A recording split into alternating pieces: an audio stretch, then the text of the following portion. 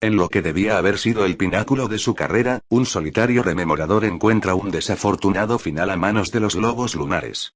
Tan cerca del corazón de la base de poder del emergente señor de la guerra, fueron los signos de la caída de Horus evidentes desde el principio y nadie les prestó atención. Sé que me estoy muriendo.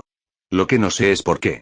Mi garganta está aplastada y el escaso aliento que logro tomar no podrá mantener mi cerebro en funcionamiento mucho más tiempo. No me ha matado del todo, a pesar de que podría haberlo hecho con facilidad. Lo recuerdo inclinando su mirada sobre mí mientras mis pies pataleaban en el suelo del taller, mientras boqueaba como un pez tirado en la ribera de un río. Me miraba como si estuviera fascinado por la transición de mi cuerpo entre la vida y la muerte. Pero soy más fuerte de lo que parezco y no voy a morir rápidamente. Pero ahora que lo pienso, quizá es lo que él quería. Ni siquiera se ha quedado a verme morir, como si no tuviera interés en cuánto pudiera durar mi agonía, como si fuera a ser un proceso demasiado prolongado. De hecho, creo que ha empleado la cantidad de presión precisa para aplastarme la laringe lo suficiente como para proporcionarme una muerte lenta. Si no fuera porque me estoy muriendo casi podría admirar la exactitud, la atención al detalle y la fuerza controlada que tal acto requiere. Quería que muriera lentamente, pero no se ha preocupado por contemplar el resultado. ¿Qué tipo de mente piensa así? No tengo dioses a los que rezar, nadie los tiene. El emperador nos ha mostrado la insensatez que supone adorar a deidades invisibles cuya existencia es una falsedad. Todos los santuarios y templos han sido demolidos, incluso el último que quedaba a la orilla del puente de plata. Los cielos están vacíos de entidades sobrenaturales que puedan oír mis pensamientos moribundos, pero ahora desearía que no fuera así. Cualquier testigo de mi muerte sería mejor que ninguno en absoluto. De esta manera solo será una estadística, un informe cumplimentado por la tripulación de esta poderosa nave. Solo si alguien puede oír mis últimas palabras o comprender mis últimos pensamientos tendrán algún sentido. Imagino que uno no puede olvidar a un hombre que se muere delante de él. Incluso cuando me ha matado, desearía que se hubiera quedado hasta el final. Al menos habría tenido algo a lo que mirar en lugar del techo ennegrecido de mi taller. El lumen mantiene un brillo regular aunque tengo la impresión de que está fundiéndose. ¿O soy yo quien se funde? Desearía que se hubiera quedado a verme morir. Era mucho más grande y fuerte que yo. Modificado por medio de ingeniería genética, por supuesto, pero incluso antes de la potenciación estoy seguro de que habría sido demasiado poderoso para mí. Nunca he sido un hombre violento, los logros físicos y marciales jamás me han interesado. A una edad muy temprana ya era un pequeño quincallero, un desmantelador de conjuntos de partes funcionales, el poseedor de una mente maniática que funcionaba como un intrincado reloj. Mi padre quería que me aceptaran como aprendiz en el Mechanicum de Marte, pero mi abuelo se había opuesto rotundamente. Los sacerdotes del planeta rojo habían sido enemigos de Terra apenas 2 generaciones atrás y mi abuelo que poseía unos dedos largos y exquisitos con los que daba forma a brazaletes y collares al estilo de la escuela del repujado de Ascalón aún les guardaba el rencor de aquellos tiempos caóticos. Fabricar armas y máquinas de guerra para el imperio de la humanidad era desperdiciar el don que yo poseía. Mi abuelo era un artesano en el auténtico sentido de la palabra, un artífice digno de ese nombre, y el talento evidente en su trabajo había saltado a mi padre y yo lo había heredado directamente. Mi padre no sintió nunca envidia, ni mucho menos. Al contrario, alababa mis triunfos y mostraba orgulloso mis piezas, incluso cuando aún era muy joven y mis broches, pendientes y brillantes gargantillas eran propias de un aficionado y de escasa originalidad. Trabajé muchos años aprendiendo mi oficio y desarrollando mi don hasta que se hizo claro que mi habilidad había superado la de mi abuelo. La artrosis había vuelto garras sus manos y cuando colgó sus alicates y su placa de trefilar fue un día de lágrimas. El trabajo nunca había escaseado, incluso cuando los últimos estertores de la guerra aún sacudían los lejanos confines de Terra. Los etnarcas y los déspotas habían ido cayendo uno tras otro y aún así, incluso en tiempos de conflicto, siempre había alguna dama de un general que deseaba una lujosa gargantilla, un tetrarca que necesitaba una empuñadura más impresionante para su espada o un burócrata que buscaba impresionar a sus iguales con un plumín de filigrana. A medida que las guerras llegaban a su fin, un remedo de estabilidad se iba restaurando en Terra y el dinero empezó a fluir a lo largo del orbe en rutilantes ríos dorados. Y con él, vino el deseo de invertir copiosas sumas conmemorando la unidad, lamentando a los caídos o inmortalizando el futuro. Nunca he estado más ocupado y aquella demanda frenética elevó mi creatividad a nuevas y maravillosas alturas. Recuerdo una pieza en particular que creé para el Lord General del Teatro Anatolio. Sus soldados habían sido lo bastante afortunados como para luchar junto a los astartes de la X Legión antes de que partieran hacia la gloria de la cruzada. Una rama secesionista de los clanes del Teraubat había decidido conservar su dominio sobre las forjas urales en lugar de entregarlas a los Manos de Hierro y se había enfrentado a sus representantes mortales. La represalia no se hizo esperar y el complejo de las forjas cayó después de un mes de lucha encarnizada, en la que las brigadas anatolias habían sobrellevado la parte más dura del enfrentamiento contra los guerreros ciegos de los clanes y su extraño y letal armamento. El Lord General me contó que el primarca de la X Legión quedó tan impresionado por el coraje de sus soldados que descolgó el guantelete de hierro del estandarte de uno de sus capítulos y se lo ofreció al Noyan al frente de la primera brigada que atravesó las puertas de las fundiciones interiores. Por supuesto, aquel oficial en particular no habría podido conservar aquel trofeo, por lo que diligentemente se lo ofreció a su superior y este al suyo hasta que llegó a manos del Lord General. Él fue quien me lo entregó, con la instrucción de crear un relicario a pesar de que se rió de un término tan anticuado digno de aquel regalo. Trabajar sobre una pieza tan increíble era un honor y derroché todo mi talento sobre aquel encargo tan particular. El guantelete en sí, era claramente una pieza insignificante para los Manos de Hierro, pero a medida que estudiaba la intrincada precisión de su factura fui apreciando la increíble habilidad que había sido necesaria para su fabricación. Había oído hablar de las milagrosas manos de Ferrus Manus y pensar que estaba trabajando en una pieza tocada por el propio primarca, uno de los hijos del emperador, me otorgó un propósito y una inspiración más allá de mis sueños más descabellados. Trabajé día y noche, apartándome de todo contacto humano y rechazando a muchos ricos mecenas durante el proceso. La brillantez del guantelete elevó mi pasión y mi habilidad hasta nuevos límites de invención y en un mes había creado una maravilla, un relicario de oro con un detalle tan exquisito, una filigrana tan delicada y un trabajo de joyería tan precioso, que el resultado podría haberse colocado al lado de algún antiguo repositorio de huesos de un supuesto santo y no habría desentonado. Aunque el emperador había prohibido la adoración de dioses falsos y de espíritus impuros, yo tenía algunos libros viejos y mohosos que un amigo mío del conservatorio había rescatado de un santuario demolido y me había ofrecido, sabiendo de mi interés en tales objetos. Aunque toda la palabrería sobre dioses, espíritus y magia, era obviamente un sinsentido escabroso e hiperbólico, las obras de arte y el simbolismo inspirados por tales creencias eran extraordinarios. Las líneas entrecruzadas, las ondas interconectadas, las espirales de una complejidad que dejaban sin aliento y la perfección de su geometría hacían que pudiera pasarme horas absorto entre aquellos cautivadores patrones sin perder el interés. En aquellos libros encontré la inspiración perfecta y mi obra finalizada era, simplemente, bella. El Lord General lloró cuando la vio y por nuestros anteriores encuentros sé que no era un hombre dado a la expresión de sus emociones. Me abrazó y me pagó el doble del precio del encargo y necesité toda mi fuerza de voluntad para reprimirme y no devolverle el dinero. El simple hecho de que se me hubiera permitido trabajar en tal pieza era pago suficiente. La fama de mi relicario se extendió y mi talento fue demandado más que nunca, pero nada lograba impulsarme hasta la cumbre creativa de aquella obra. Aún así mi trabajo era excelente y no pasó mucho tiempo hasta que llamó la atención de aquellos que estaban dando forma al futuro de nuestro mundo y de los que esperaban más allá de los cielos estrellados. En un día invernal, mientras trabajaba en un orbe de ónice engastado en un guante de plata, el curso de mi vida cambió para siempre. Un hombre, noble en sus vestiduras aunque modesto en su comportamiento, entró en mi taller de la ladera de las montañas Sayadri y educadamente esperó hasta que le dirigí mi atención. Hablaba con un tono culto y un acento que no logré identificar, y me ofreció formar parte de un artel que deseaba establecer. Sonreí al escucharlo emplear una palabra tan antigua, una que ya nadie empleaba y tan evocativa de un tirano muerto mucho tiempo atrás. Cuando le pregunté quién formaría dicho artel, me habló de artesanos, poetas, dramaturgos e historiadores, hombres y mujeres que viajarían a las estrellas con las flotas de la cruzada del emperador y que serían testigos del mayor logro que nuestra especie jamás hubiera conocido. Demostraríamos que tal organización era necesaria, para añadir nuestro peso al creciente coro de voces que urgían a una celebración más formal y autorizada de la reunificación de la humanidad. Demostraríamos lo que tal organización podría conseguir. Nuestro trabajo no sería menos vital que el de los guerreros de la flota expedicionaria. Percibió mi condescendencia y sonrió cuando decliné su oferta. Yo era feliz en Terra y no sentía el deseo de aventurarme en los confines desconocidos del espacio.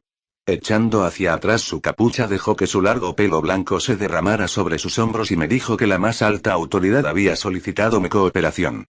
Quise reírme, pero no me atreví en cuanto vi la profundidad de entendimiento y todo un mundo de recuerdos en sus ojos. Aquel hombre ordinario con el peso del mundo en su mirada, simplemente dejó un sobre de color crema sobre mi banco de trabajo y me pidió que lo considerara detenidamente antes de rechazar la oferta. Se fue sin decir una sola palabra más, dejándome a solas con el sobre. Pasaron horas antes de que me atreviera a levantarlo. Le di vueltas entre mis largos dedos comprendiendo lo que había en su interior sin abrirlo. Abrirlo podía significar una aceptación tácita de la oferta y no quería abandonar la comodidad de mi taller. La solapa estaba sellada con lacre y mi corazón se detuvo un instante cuando reconocí los rayos cruzados y el águila bicéfala del sello. Pero como todo hombre con una vena creativa, pesaba sobre mí la maldición de una curiosidad insaciable. Al final abrí el sobre, como mi visitante sabía que haría, y leí la carta. Aunque estaba redactada como una solicitud administrativa, las palabras eran tan elocuentes, tan apasionadas y tan llenas de esperanza y poder que inmediatamente supe quién las había escrito. El extraño, cuya identidad ahora sabía, no me había mentido al indicarme la importancia del individuo que había solicitado mi presencia. En el mismo día empaqueté mis exiguas pertenencias y me dirigí al norte de las montañas del Himalaya para unirme al resto de mis compañeros reunidos apresuradamente. No intentaré describir la majestuosidad del palacio, porque las palabras por sí mismas no pueden hacerle justicia. Era una masa terrestre moldeada en una arquitectura geológica, una maravilla que nunca será sobrepasada. Las cofradías de artesanos intentaron superarse unas a otras en sus esfuerzos por glorificar las hazañas del emperador, creando un monumento digno del único ser que podía ostentar tal título sin necesidad de un nombre real. Aquellos días ahora se me aparecen desdibujados, aunque puede ser debido a que mi cerebro empieza a morir por la falta de oxígeno. Baste decir que pronto me encontré surcando la oscuridad del vacío, donde multitud de naves espaciales atestaban los cielos y sorbían ávidamente el combustible y los suministros de las enormes plataformas del tamaño de continentes situadas en órbitas geoestacionarias. Por fin vi la nave que se convertiría en mi hogar durante casi 200 años, un leviatán que relucía con el brillo que reflejaba de la luna. Refulgía toda blanca a medida que giraba elegantemente para recibir a la flotilla de transportes que se elevaban desde el planeta a sus pies. Era el espíritu vengativo, buque insignia de Horus Lupercal y sus lobos lunares. Rápidamente me labré un prestigio a bordo y aunque mis posesiones eran magras, mi riqueza era sustancial, solo equiparable a mi vanidad. Todo ello me permitió extender mi esperanza de vida y retener la apariencia de juventud con tratamientos de rejuvenecimiento de la mejor calidad. Ahora que estoy tirado en el suelo de mi taller en la cubierta de artesanos del espíritu vengativo desearía no haberme preocupado por eso. ¿Qué diferencia suponen unas cuantas líneas alrededor de los ojos o una piel más suave cuando cada aliento puede ser el último y una especie de gozo se apodera de mi mente a medida que se apagan partes de mi cerebro? Prosperé en el buque insignia de la 63 expedición creando muchas obras de arte, encargos para embellecer vainas, insignias honoríficas, juramentos de combate y demás. Hice amigos entre los rememoradores como se nos empezó a conocer tras Ullanor, algunos buenos, algunos mal elegidos, pero todos lo bastante interesantes como para hacer el tiempo a bordo de la nave extremadamente agradable. Uno de mis compañeros, Ignace Carcassi, escribía unas poesías irreverentes relativas a los astartes tan cómicas que temí que un día agotara su paciencia. El trabajo de la flota expedicionaria continuó y a pesar de que fueron muchos los mundos sometidos gracias al esfuerzo de guerreros e iteradores, vi poco de ellos salvo a través de las palabras y las imágenes de mis compañeros. Personalmente recreé un mapa mundi de lapislázuli que se encontró en las profundidades de un planeta inhabitable y grabé muchos cascos con iconos que representaban a hermanos caídos en la guerra de Keilek. Aún faltaba por llegar mi encargo más importante, a la estela de la campaña de Ullanor. Según los testimonios de quienes lucharon en aquel mundo pantanoso y envuelto en llamas, fue una guerra grandiosa, una victoria sobresaliente que no podría haber sido ganada por otro salvo Horus Lupercal. Ullanor marcó un hito en la cruzada y fueron muchos los comandantes que vinieron a mi taller con la intención de celebrar su presencia en tal histórico campo de batalla con una espada o una copa ceremoniales. El emperador volvía a Terra y un inmenso monumento triunfal se erigió en las ruinas del mundo piel verde para estampar por siempre ese momento en la maleable aleación de la historia. En ausencia del emperador, Horus Lupercal lideraría las últimas fases de la cruzada y la importancia de tal deber requería un título de igual prestigio. Señor de la guerra. Incluso yo, alguien a quien desagradaban la guerra y las historias de sus batallas, saboreé el sonido de aquel título. Prometía grandes gestas y hazañas gloriosas, y mi mente se imaginaba frenética los magníficos trabajos que moldearía para conmemorar el honor que el emperador había depositado sobre Horus Lupercal. Coincidiendo con la unción del Señor de la Guerra, a nosotros también se nos concedió un honor. La fundación de la Orden de los Rememoradores es uno de los recuerdos de los que estoy más orgulloso. Lloré cuando oí su ratificación por el Consejo de Terra.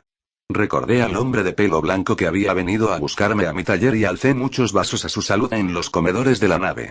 Un día después del triunfo vino a verme un guerrero, un hombre hermoso revestido con una armadura de combate que brillaba blanca por el polvo de pulir y olía a aceites aromáticos. Su nombre era Astur Sejanus y nunca me he sentido tan cautivado por un semblante como lo estaba por el suyo. Me mostró su casco, grabado con una cruda marca encima del ojo derecho. Sin tener que preguntar supe que era una luna creciente. Sejanus me encargó que creara 4 anillos, todos ellos en plata, cada uno con una piedra luna labrada. Una debería representar la luna creciente de su propio casco, otro la media luna, otro el cuarto menguante y el cuarto la luna llena. Por aquel trabajo me pagaría generosamente, pero rechacé la remuneración. Sabía para quién serían aquellos anillos. El Mournival. Abaddon llevaría la luna llena, Aximanda quien algunos llamaban pequeño Horus la media luna y Torgadón el cuarto menguante. Sejanus llevaría el anillo final del cuarto creciente. Como pago era suficiente el honor de trabajar en unas piezas para unos guerreros de tal prestigio. Trabajé durante semanas dando forma a cada anillo con toda la habilidad de la que era capaz. Sabía que tales guerreros despreciarían cualquier barroquismo decorativo y demás fruslerías, así que mantuve las florituras de mi estilo al mínimo hasta que estuve seguro de haber creado unos anillos dignos de los comandantes más cercanos al Señor de la Guerra. Con mi trabajo en los anillos completado esperé la vuelta de Astur Sejanus, pero las exigencias de la guerra lo mantuvieron apartado de mi taller y mientras llegaron otros encargos a mi banco de trabajo. Uno de aquellos encargos, muy simple en su concepción y que resultó ser mi ruina, también vino de la mano de un guerrero de los lobos lunares. Nunca he sabido su nombre, puesto que nunca me lo dijo y no me atreví a preguntárselo. Era un hombre de cara roma con una profunda cicatriz sobre una ceja y un comportamiento beligerante. En sus palabras se evidenciaba el áspero acento de ctonía típico de los guerreros más viejos de los lobos lunares. Lo que quería era muy simple, tan simple que no era digno de mi talento. De una bolsa de su cinturón extrajo un disco de plata, como una moneda sin acuñar, y la depositó sobre mi mesa. La deslizó hacia mí y me dijo que quería hacer unas medallas con la imagen de la cabeza de un lobo y una luna creciente. Rara vez aceptaba un encargo tan específico. Prefería aportar mi propia sensibilidad artística en cada proyecto y así se lo dije. El guerrero insistió de una forma que me hizo sentir que sería peligroso negarme. Una cabeza de lobo y una luna creciente. Nada más, nada menos. Mi trabajo consistiría en crear el molde para tales medallas, luego él lo llevaría a la cubierta de ingeniería para producirlo en masa con una prensa hidráulica. Un encargo tan banal no me interesaba, pero asentí y le dije que tendría su molde en el plazo de un día. No se me escapaba la similitud con el motivo del encargo de Astur Sejanus, pero no dije nada. Parecía que las palabras irritaban a aquel guerrero y tenía la apariencia de alguien a quien los arranques de una violencia brutal e indiscriminada no le eran desconocidos. Temer a los astartes es natural. Han sido, al fin y al cabo, criados para ser asesinos. Pero había algo más en él, algo más inmediato que mi mero reconocimiento del propósito de su existencia. En cuanto se marchó sentí que el aire de mi taller se aligeraba, como si a ese momento hubiera estado presionando sobre mi cráneo. Una parte primaria de mí sabía que había estado expuesto a un terrible peligro y me gritaba que huyera, aunque racionalmente no encontraba motivo para ese miedo. Si hubiera escuchado mi instinto pero ¿en qué lugar podría haberme escondido a bordo de esta nave donde no me encontrase uno de los elegidos del Señor de la Guerra? Volví a concentrarme en la plata, intentando dejar a un lado todo pensamiento que no fuera trabajar el metal. Una tarea tan sencilla no debería haberme llevado más de unas horas, pero no podía librarme de mis pensamientos acerca de aquel guerrero y su amenazadora presencia. Cada línea del grabado surgía falta de vida y carente de toda inspiración, así que volví a los mismos libros polvorientos que había consultado cuando creé el relicario para el Lord General. En sus páginas encontré múltiples referencias a los lobos y la luna. Los Neuri de la antigua Estitia se transformaban en lobos una vez al año, el temor de los antiguos a los ojos de una mujer lobo porque podían ofuscar los sentidos de un hombre. Algunos veían a los lobos como profecías de victoria, otros como heraldos del fin de los días. Al final encontré un fragmento de la leyenda sobre un lobo encadenado que rompía sus ataduras y se tragaba el sol antes de ser asesinado por un dios tuerto. Dado que el lobo de mi grabado tenía que contraponerse a la luna, me pareció una elección apta. Una vez que tuve el diseño fijo en mi mente, rápidamente grabé la pieza, representando al lobo con simplicidad y elegancia. Una criatura noble, orgullosamente enfrentada a la luna creciente, la cabeza alzada como a punto de liberar un aullido salvaje. A pesar de que la obra no presentaba dificultad alguna y el diseño era sencillo, después de todo estaba orgulloso del resultado. Estaba seguro de que mi cliente anónimo también estaría satisfecho con la pieza final y mi miedo a la violencia que intuía en su interior remitió. Como prometió, volvió al día siguiente cuando apenas acababan de sonar las sirenas de la nave que indicaban el ciclo nocturno. Exigió ver lo que había creado y sonrió al ver la medalla de plata grabada que deposité en su palma absurdamente grande. La giró entre sus dedos observando los contraluces sobre la imagen repujada. Tras ello asintió y alabó mi trabajo. Incliné la cabeza, satisfecho de que mi creación hubiera obtenido su aprobación y en cuanto la alcé de nuevo su mano aferró mi cuello. Unos dedos como cables de hierro se cerraron alrededor de mi garganta y me encontré izado, pateando en el aire a la vez que sentía la inexorable presión de su agarre. Lo miré a los ojos, luchando por comprender por qué estaba haciendo aquello, pero no pude encontrar en ellos nada que explicara su ataque. No podía gritar, su mano no permitía que saliera de mi boca nada más que un silbido estrangulado. Algo se quebró y sentí una presión desgarradora en mi interior. Y entonces estaba cayendo, golpeándome contra el suelo de mi taller y pataleando en mi lucha por respirar. Solo unos minúsculos soplos de oxígeno me alcanzaban los pulmones a través de la tráquea destrozada cuando lo vi arrodillarse a mi lado, con una expresión burlona en sus romos rasgos. Las palabras luchaban por alcanzar mis labios cianóticos, un centenar de preguntas, pero solo tenía aliento para una. ¿Por qué? El guerrero se inclinó y me susurró al oído. Era algo como una respuesta, pero una que no tenía sentido. Me estaba muriendo. En unos minutos estaría muerto y sin esperar a presenciar mis últimos momentos el guerrero se dio la vuelta y salió de mi taller. Soy más fuerte de lo que parezco y, aunque no lo sé con certeza, no creo que me esté muriendo todo lo deprisa que mi asesino hubiera imaginado. Respiro el más fino de los alientos, suficiente para mantenerme unos pocos momentos más, pero no lo suficiente como para vivir. Mi vista se vuelve más borrosa y siento que mi cuerpo se muere. Es el fin de este platero y me temo que nadie sabrá nunca por qué. ¿Qué es esto? ¿Es una corriente de aire lo que roza mi piel? ¿Es eso el sonido de una puerta abriéndose? Lo es. Oigo un grito de alarma, pasos pesados. Algo enorme y pálido se cierne sobre mí. Unos rasgos hermosos parecen ondular sobre mí, como la cara de un salvador vista desde debajo de las aguas de un lago tranquilo. Conozco a este guerrero. No existía nadie a quien le quedara mejor la servoarmadura Mark IV. Astur Sejanus. Mientras me levanta del suelo sé que no será capaz de salvarme. No sobreviviré, no importa lo rápido que sea capaz de llevarme al medical, pero me siento aliviado. No moriré solo, alguien me estará viendo en el momento en el que abandone estos restos mortales. Seré recordado. Me deja sobre mi banco de trabajo sin mostrar ninguna consideración hacia mis obras, barre a un lado una bandeja llena de encargos finalizados. Mi cabeza se desploma de lado y veo 4 anillos que caen al suelo. Lo veo pisar accidentalmente uno de ellos, aplastándolo completamente con su peso. Es el anillo que hice para él. Se inclina sobre mí, sus palabras son presa de la urgencia y la pena que muestra por mi muerte es genuina. Me grita preguntas, pero no soy capaz de comprenderlas. La vida se me escapa. Mis ojos se cierran, pero antes de irme oigo que Sejanus hace sus últimas preguntas. ¿Quién ha sido? ¿Qué ha dicho? Con la última chispa de mi vida escarbo entre los recuerdos que van muriendo y fuerzo las últimas palabras de mi asesino a través de mi laringe destrozada. No sé decirte.